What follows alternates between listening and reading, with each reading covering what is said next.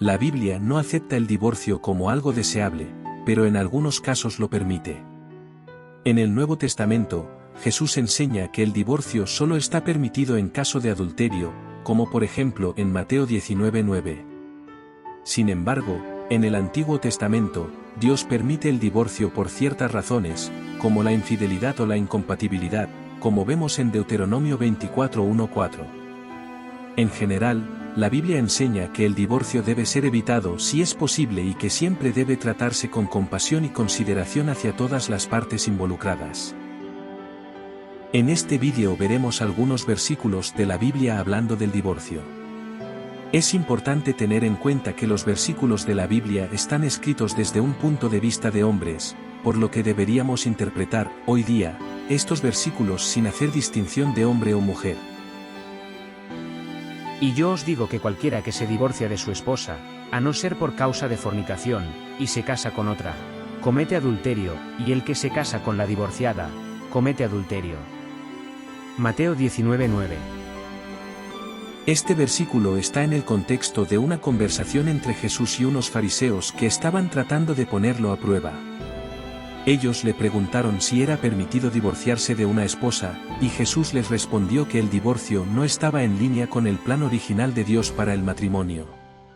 Sin embargo, Jesús también reconoció que el pecado humano había llevado a que algunos matrimonios fueran irrecuperables, y por lo tanto, permitió el divorcio solo en caso de adulterio. En resumen, el versículo se refiere a que el divorcio no es la primera opción ni está en línea con el plan original de Dios para el matrimonio, pero Jesús permite el divorcio si hay adulterio en el matrimonio, reconociendo la realidad y complejidad de las relaciones humanas. Cuando un hombre toma una esposa y se casa con ella, si ella no le agrada porque ha encontrado en ella algo indecente, escribirá una carta de divorcio, se la entregará en su mano y la despedirá de su casa. Y si después de salir de su casa ella se va y se une a otro hombre, y el segundo hombre la desprecia y le escribe una carta de divorcio, se la entrega en su mano y la despide de su casa, o si el segundo hombre que se unió a ella muere, su primer esposo que la despidió no podrá volver a tomarla por esposa, porque ella es impura. Esa sería una abominación para el Señor. No harás pecar al país que el Señor tu Dios te da como heredad. Deuteronomio 24:1-4. Este versículo se refiere a las leyes del divorcio en el Antiguo Testamento. En este caso, el hombre tiene el derecho de dar una carta de divorcio a su esposa si ella no le agrada.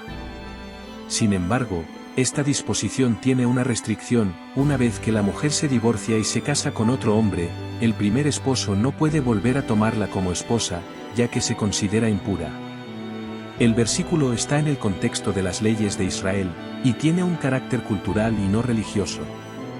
En resumen, este versículo se refiere a la ley del divorcio en el Antiguo Testamento, en el cual el hombre tiene el derecho de dar una carta de divorcio a su esposa si ella no le agrada, pero una vez que la mujer se divorcia y se casa con otro hombre, el primer esposo no puede volver a tomarla como esposa, ya que se considera impura.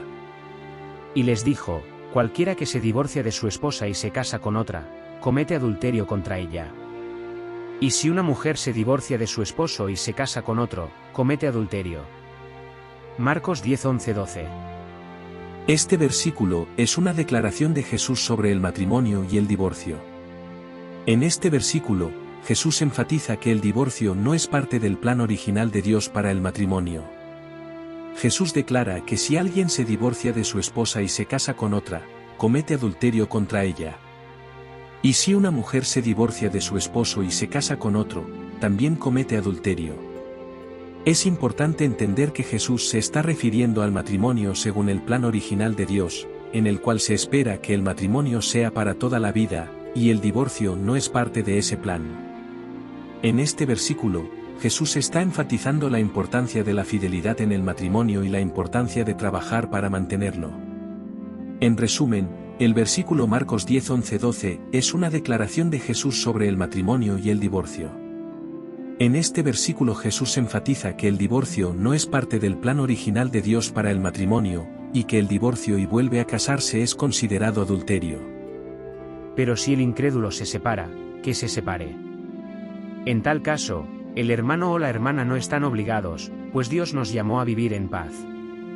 Corintios 7:15. Este versículo está en el contexto de una carta escrita por el apóstol Pablo a la iglesia en Corinto, en la cual él está respondiendo a preguntas y preocupaciones que los miembros de la iglesia tenían sobre matrimonio y vida en general. En este versículo, Pablo está dando instrucciones sobre cómo manejar situaciones en las que un cónyuge es incrédulo y desea separarse. En este versículo, Pablo está diciendo que si un cónyuge incrédulo decide separarse, el otro cónyuge no está obligado a seguir con la relación.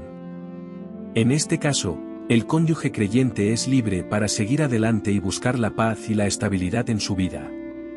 Sin embargo, es importante notar que Pablo no está dando permiso para el divorcio, sino que está dando instrucciones sobre cómo manejar situaciones en las que un cónyuge incrédulo desea separarse.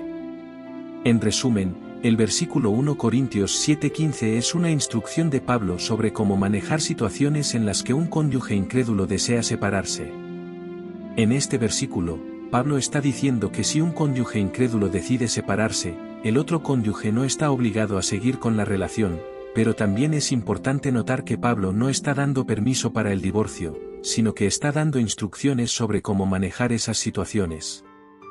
En resumen, la Biblia enseña que el divorcio no es parte del plan original de Dios para el matrimonio, y que Dios desea que el matrimonio sea para toda la vida.